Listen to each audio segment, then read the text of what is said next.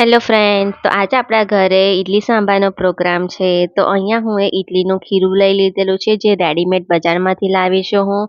તો થોડુંક આટલું થીક રાખીશું ઈડલીનું ખીરું. ચલો તો ઈડલી બનાવીએ. તો અહીંયા હું ઈડલીનું સ્ટેન્ડ લઈ લીધું છે ઈડલી બનાવવા માટે. તો બધી ખાનામાં આપણે આ રીતે તેલ લગાવી દઈશું કે તો ઈડલી આપણી ચોટે ના એના માટે. તો પછી આપણે બધા ખાનામાં અડધા અડધા ખાના ભરાય એ પ્રમાણે ઈડલીનું બેટર આપણે ભરી દઈશું. તો બધા સ્ટેન્ડમાં આ રીતે ઈડલી ભરાઈ જાય પછી આપણે કુકર ગરમ કરવા પહેલાથી મૂકી દીધું હતું થોડુંક પાણી નાખીને. હવે ઈડલીના સ્ટેન્ડ આ રીતે આપણે ગોઠવી દઈશું અંદર. આ રીતે એકની ઉપર એક પ્લેટ મૂકી દઈશું ઈડલીની અને પછી કુકર બંધ કરીને થોડીક વાર એને મૂકી દઈશું. પછી આપણે ઓપન કરીને થોડીક વાર રહીને ઓપન કરવાનું અને પછી જોઈ લેવાનું આપણે ઈડલી થઈ ગઈ છે. તો જોતામાં જ ખબર પડી જશે ઈડલી સરખી રીતે બની ગઈ છે. તો આપણે હવે ઈડલીના સ્ટેન્ડને નીકાળી દઈશું કુકરમાંથી અને એને 5 થી 10 મિનિટ ઠંડી કરીશું. ઠંડી થયા બાદ પછી આપણે નીકાળી દઈશું આને.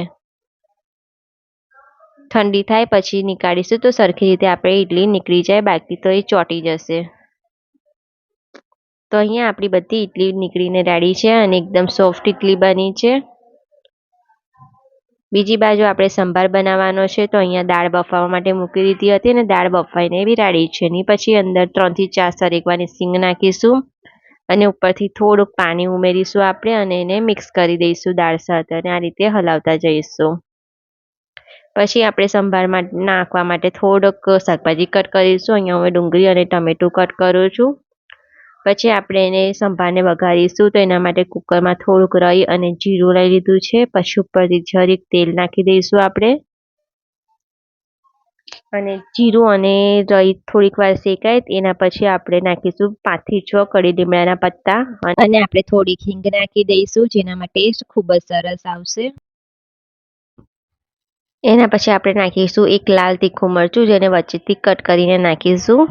પછી અહીંયા થોડા ગરમ મસાલા લીધા છે, લવિંગ તજને એને બી આપણે એડ કરી દઈશું કુકરમાં અને થોડીક વાર શેકાવા દઈશું. પછી અહીંયા હું હોમમેડ બનાવી છે ગાર્લિક પેસ્ટ તો એડ કરીશું અને આપણે જે શાકભાજી કટ કર્યા હતા બધા તો શાકભાજી નાખી દઈશું આપણે અને હવે એને થોડીક તેલમાં મિક્સ કરી દઈશું અને થોડીક વાર માટે શેકાવા દઈશું શાકભાજીને કે સરખી રીતે બફાઈ જાય.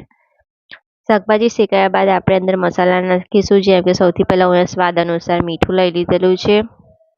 એના પછી આપણે અહીંયા લાલ તીખું મરચું નાખીશું કે આપણે જે પ્રમાણે સ્પાઇસી ખાઈએ છીએ તો એ પ્રમાણે અહીંયા મરચું એડ કરીશું. પછી અહીંયા ધાણા જીરું પાવડર લઈ લીધો છે હું 2 ચમચી જેટલો અને આપણે અહીંયા અડધી ચમચી હળદર પાવડર લઈ લેવાની છે. પછી આપણે મસાલાને બી મિક્સ કરી દઈશું અહીંયા શાકભાજી જોડે. મસાલા થોડીક વાર મિક્સ થયા બાદ આપણે ઉપર જે બફેલી દાળ હતી તો દાળ ઉમેરી દઈશું અને એ જ વાટકાની અંદર થોડુંક પાણી લઈ અને પાણી ઉમેરી દઈશું અને એને સરખી રીતે મિક્સ કરી દઈશું અને દાળને બરાબર આપણે ઉકળવા દઈશું.